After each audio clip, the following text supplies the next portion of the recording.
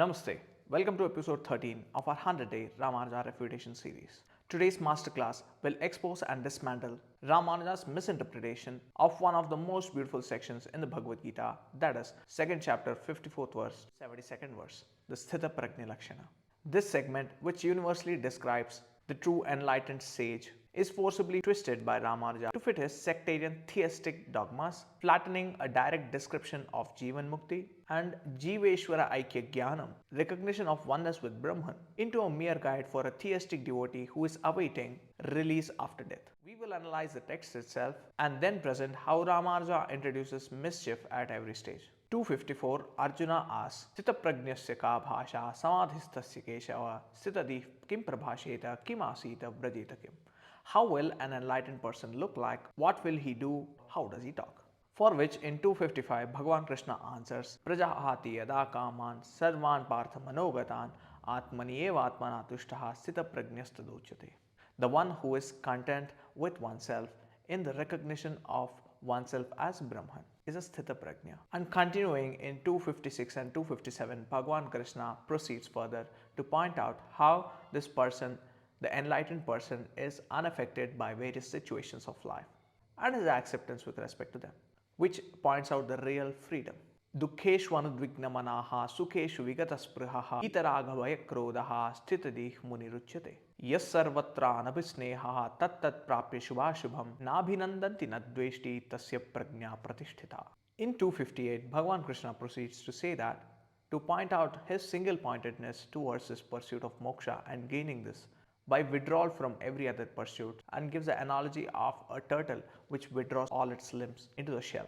And in 259 and 260, Vishaya vinivartante niraharasya dehinaha rasavarjam rasopyasya parandrishtva nivartate yatato hyapi kaunteya purushasya vipaschitaha indriyani pramathini hananti prasavam manaha. By recognizing Atma to be Parabrahma as one with Brahman is the ultimate solution. All pursuits, disturbances and cravings end in this recognition. Ramanuja disregards the plain meaning at several points. In the introduction to 254, he sets the groundwork to protect his theology. He says, Evam uktaf partha nisanga karmanusthana rupa karmayoga sadhya sthita prajnatayaha yoga sadhana bhutayaha swarupam sthita prajna anusthana prakaram cha pritchati. Ramanuja claims that sthita prajnata, the steady vision, is not gained by direct knowledge but only through performance of karma yoga. He writes that the Sthita Prajna can be only gained by performing karma without being attached.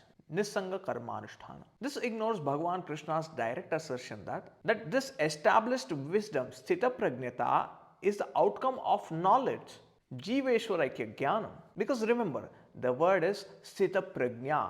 That prajna is knowledge, whose knowledge is firm. And knowledge is firm points out one's understanding of the subject here, which is Atma-Jnanam, and that is recognizing Atma to be Brahman.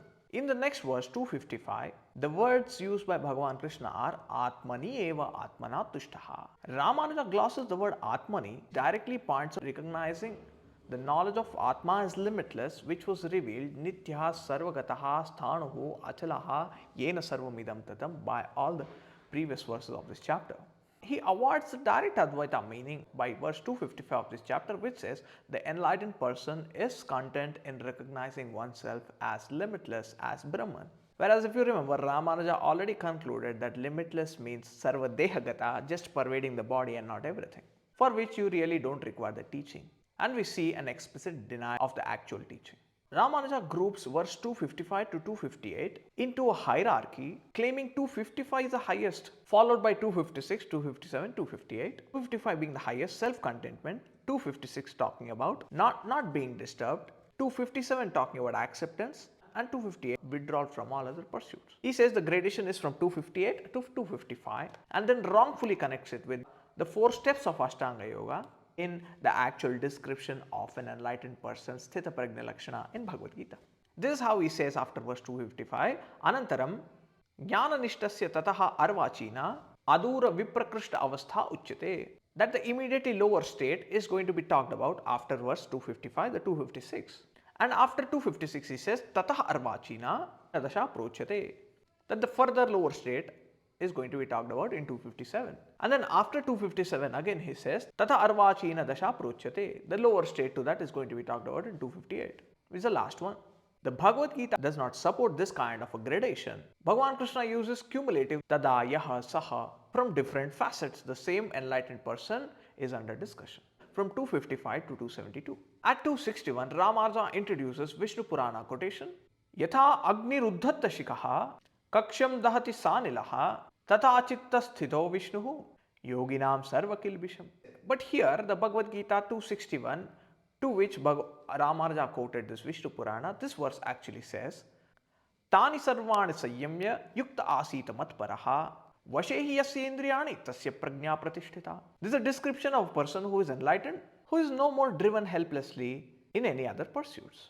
This quotation of Vishnu Purana in this 261 displaces Bhagavad Gita's clear intent. The section is speaking of the person who is a Brahmanistha, Sthita Prajna, and not talking about a Vishnu burning all karmas. Ramanuja thus conflates the Gita's enlightened person description, Sthita Prajna Lakshana, with the action of a theistic God, distorting the core message of Jiveshwaraikyam, the oneness with Brahman, which makes one enlightened. In 271, Bhagavan Krishna says, Sashantim adhigacchati. The one who is described in this way attains moksha, the Jivanmukti, freedom while alive, Shantim. Enlightenment is declared as knowing oneself as Brahman. And in the next verse, 272, this is what is called Brahmi Sthitihi, state of Brahman. And then in 255, the word used was aatmani, here Brahmi Sthitihi. And this not just here, all throughout Bhagavad Gita, the clear revelation of Atma as Brahman is consistent. And then towards the end of the 72nd verse, he says, Brahman nirvanam richati. Bhagavad Gita clearly teaches, recognize Atma to be Brahman. Ajaha, nityaha, shashvataha, sarvagataha, yena sarvamidam tatam. The whole description we saw, 220, 224, 225. From 211 onwards to 230, where Atma was revealed as Brahman directly. Ramanuja insists that the self is ever separate and must travel after death to gain that mukti, which he explicitly states in 8.5, 8.15, 8.24, 8.26, 15.4, 15.6, which we will be seeing very clearly in the same series. Ramanuja reduces the Upanishad core of the Bhagavad Gita, knowledge of the self as Brahman, to a mechanical theology, subordinated exclusivity, and travel after death. He ignores the cumulative, holistic vision of enlightenment, which actually Bhagavan Krishna presents. He inserts sectarian Purana-based theories in the Bhagavad Gita, which actually demands direct understanding of self as Brahman. The Sthita Prajna section of the Bhagavad Gita from 255 to 272 describes the nature, conduct, and direct understanding of the enlightened person who knows oneself as Brahman, free from binding desires, indifferent to pressure and pain, established in peace. Ramanuja's theological implications mutilate this vision, turning the Gita's non-dual enlightenment into a ticket to Vaishnava's afterlife. Denying the Gita's direct teaching of Jivanmukti, let us restore the Gita to its true Upanishadic heights, stripping away sectarian misinterpretations and honoring the Sthita Prajna as a living embodiment of an enlightened person. Om Tat Sat.